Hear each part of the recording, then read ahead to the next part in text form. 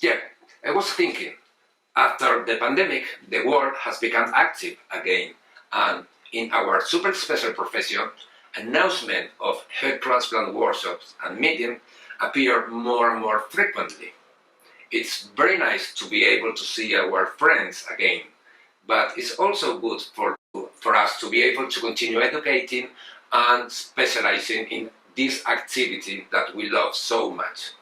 I am Dr. Jose Lorenzo, and I want to introduce to the next workshop of the World FUE Institute, our sixth meeting to be held in the city of Bangkok, Thailand, from the 30th of March to the 1st of April 2023.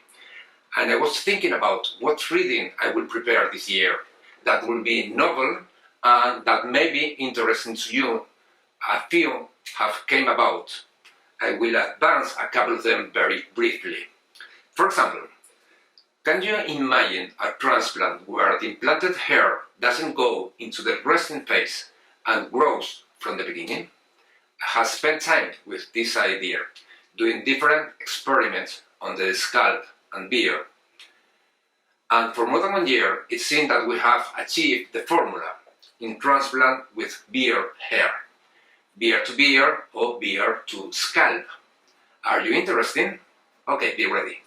Second, have you ever had reaction like this in the post-op? We know that bruising and hyperreactive skin have a negative influence of the survival of our graft.